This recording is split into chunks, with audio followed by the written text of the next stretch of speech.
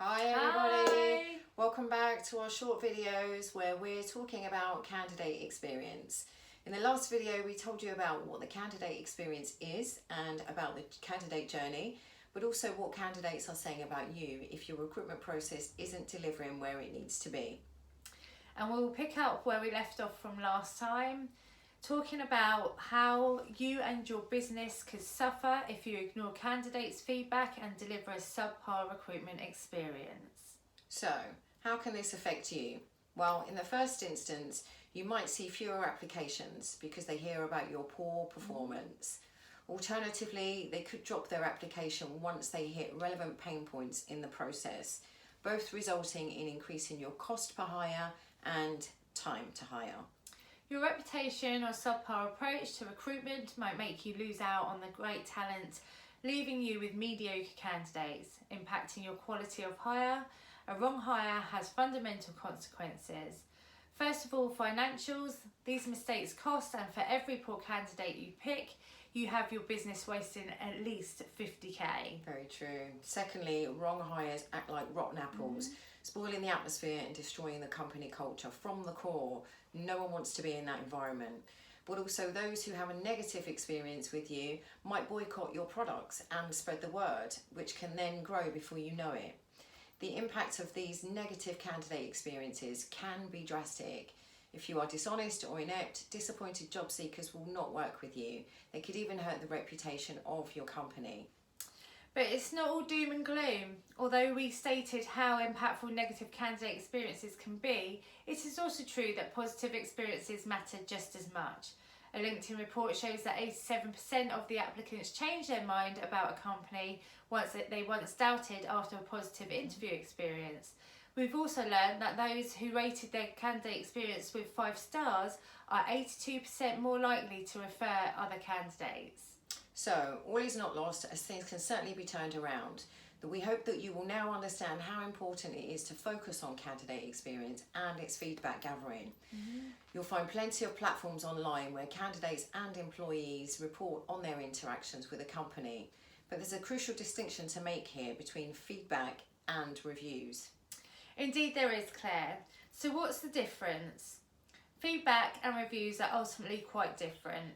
The only thing they have in common is helping the candidate express themselves. Let's see how they differ. Feedback can be collected for you or by you through surveys, conversations with your candidates. It is private and it consists of what your candidate decides to share with you and no one else concerning your interactions. It allows you to improve your performance and therefore your reputation. If, however, it is negative, take it on board and use it to help you grow. You can respond as it leads to conversation, although don't get into a heated debate over the comments you might not like. Reviews, on the other hand, are usually gathered on social media or websites such as Glassdoor or Indeed. They represent what your candidates say about you, sometimes in an unstructured way that is difficult to translate into insight. You can't change them once they're out there, and again, if they're negative, you can learn from them, but unfortunately your reputation is damaged. They leave a mark. You cannot properly interact, therefore they don't lead to a conversation with your candidates. And although there is a possibility for companies to answer to poor reviews on websites like Glassdoor, generally business answers are formal, depersonalised and cleansed. So as a result, these responses make the readers feel detached and they aren't very persuasive. So by now you should be aware of the relevance and importance of candidate experience and might be wondering how to improve your candidate opinion of you.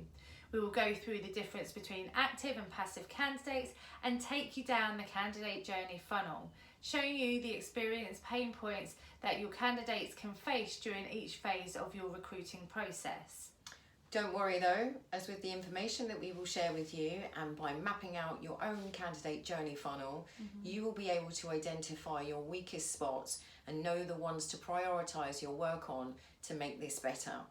You could be underperforming in one particular phase of your candidate journey, for example, and this might be a specific reason for you to want to get candidate feedback. But don't forget, not every candidate is the same. Plus, we have active and passive candidates to consider, all of which we will cover off with you in the next video, as well as defining the candidate journey funnel. So if you're struggling to identify top talent for your team and are finding that the quality of candidate is poor, costing you precious time and money along the way, having a negative impact on your team, this could be one of the reasons why. So book a 5-minute call with us via the link in this post, where we will share with you secrets to identify the best talent for your teams, giving you back your time to focus on your objectives, saving time and money. Great. So until then, bye. bye for now.